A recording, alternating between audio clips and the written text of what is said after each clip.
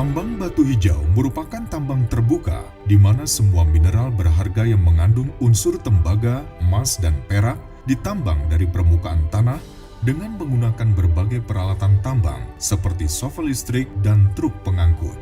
Tambang batu hijau merupakan cebakan tembaga porfiri dengan sedikit kandungan emas dan perak. Setiap ton biji yang diolah menghasilkan 4,87 kg tembaga dan 0,37 gram perak. Ini menunjukkan bahwa untuk menghasilkan sejumlah kecil logam yang dapat dijual, diperlukan komitmen tinggi dan kerja keras. Logam berharga tidak secara langsung dapat diperoleh karena bercampur dengan mineral lain yang tidak memiliki nilai ekonomis. Diawali dengan kegiatan pengeboran dan peledakan untuk memudahkan pengambilan biji sehingga batuan terlepas dari tanah dengan diameter rata-rata 25 cm. Selanjutnya batuan tersebut diangkut menggunakan shovel ke haul truk berkapasitas 240 ton untuk diperkecil lagi di mesin penghancur atau crusher.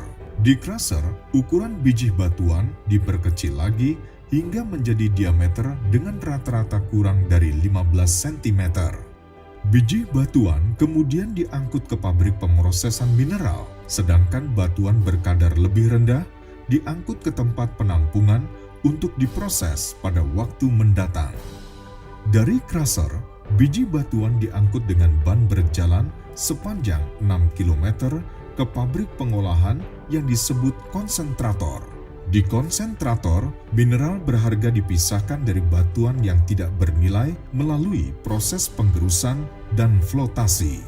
Setelah dicampur dengan air laut, biji batuan digerus menggunakan dua penggerus yang disebut semi-autogenous atau suck mill dan 4 buah ball mill. Partikel halus yang terkandung dalam slari kemudian dipompa ke beberapa tangki cyclone untuk pemisahan akhir partikel biji. Bubur biji halus dari tangki cyclone dialirkan ke sejumlah tangki untuk diambil kandungan mineral berharganya.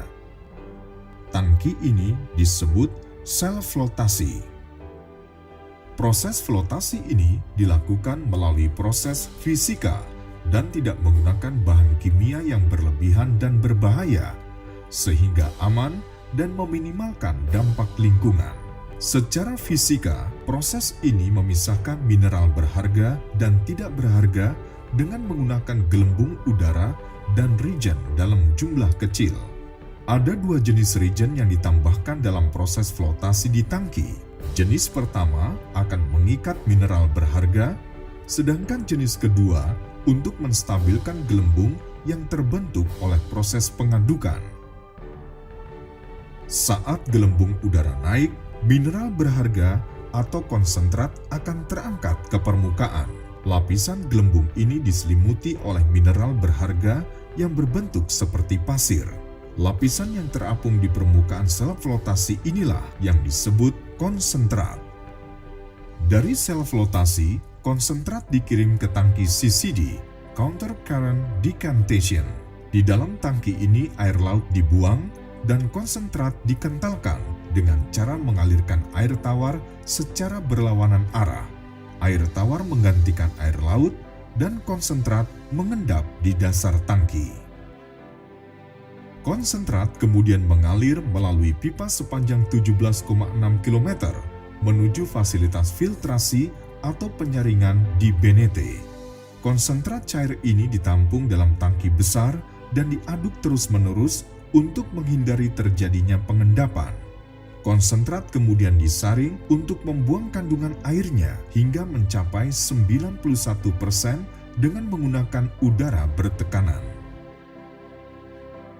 Setelah proses penyaringan, konsentrat akan berupa bubuk batuan halus atau pasir dan disimpan dalam gudang untuk menunggu pengapalan. Pemuatan konsentrat ke kapal menggunakan fasilitas ban berjalan.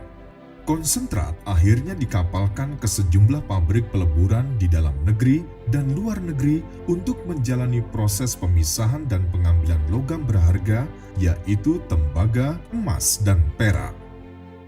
Kami percaya dilandasi dengan komitmen kerja keras dan dedikasi dalam melakukan kegiatan operasional yang menjunjung tinggi budaya kesehatan dan keselamatan kerja, kami akan terus bekerja membangun Indonesia guna memberikan kontribusi terbaik bagi nusa dan bangsa.